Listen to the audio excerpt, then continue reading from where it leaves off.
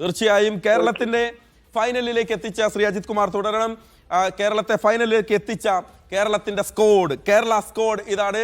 Opener Akshay Chandran, Rohan Kunnummal, Varun Nayanar, Sachin Baby captain of the team, Jalaj Saxena, Mohammed Azharuddeen, Salman Nizar, Ahmed Imran, Aditya Sarwate, MD Nidheesh. കേരളത്തിന്റെ pace ബോളർമാരായ MD Nitish, ഒപ്പം ബേസിലും MD നിതീഷും.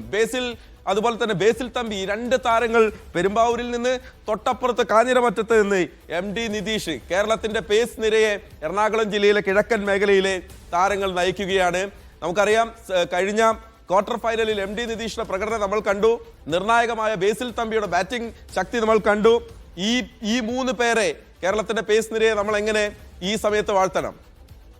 തീർച്ചയായിട്ടും MD നിതീഷ് ശരിക്കും പറഞ്ഞാൽ ശ്രീശാന്തിന്റെ ഒരു ബാക്കി പത്രമാണ്. കാരണം ഞാൻ ഈ നിതീഷിനെ ആദ്യമായിട്ട് കാണുന്നത് ശ്രീശാന്തിന്റെ വീട്ടിലാണ്. ശ്രീശാന്തിന്റെ വീട്ടിലൊരു ക്രിക്കറ്റ് പിച്ച് ഉണ്ട്. അവിടെ വെച്ചാണ് MD നിതീഷ് ഈ ലെവലിലേക്ക് ഒരു ബോളറായിട്ട് തുടരുന്നത്. ശരിക്കും ശ്രീശാന്തിന് പറ്റാത്തതാണ് ഇപ്പൊ ശരിക്കും നിതീഷ് ഇപ്പൊ കാണിക്കുന്നത്.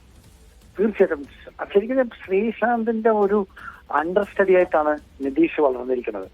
അപ്പൊ അത് ശരിക്കും അദ്ദേഹം 10 വിക്കറ്റ് കളിച്ചപ്പോൾ അദ്ദേഹത്തിന്റെ ബോളിംഗ് ആക്ഷനും അദ്ദേഹത്തിന്റെ ആ ഒരു എഗ്രഷനും കൃത്യമായിട്ട് നമുക്ക് കാണാം. അത് ശ്രീയിൽ നിന്ന് കിട്ടിയതാണ്.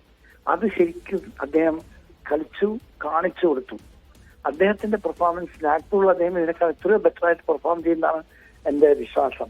അതുപോലെ തന്നെ ബേസിൽ തമ്പിയും അദ്ദേഹത്തിന്റെ ആ ഒരു കളി സംതിങ് ഔട്ട്സ്റ്റാൻഡിങ്. പക്ഷെ അദ്ദേഹം ഇത്തവണത്തെ ഈ ടൂർണമെന്റിൽ അത്രയും വിചാരിച്ച ലെവലിലേക്ക് ഉയർന്നില്ല എന്നുള്ള ഒരു കാര്യമുണ്ട് ഈ മത്സരത്തിൽ.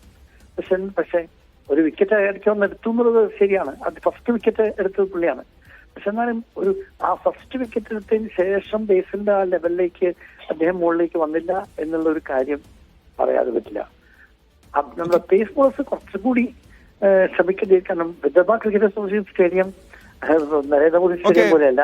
അതൊരു thank you Shri doctor Ajith Kumar.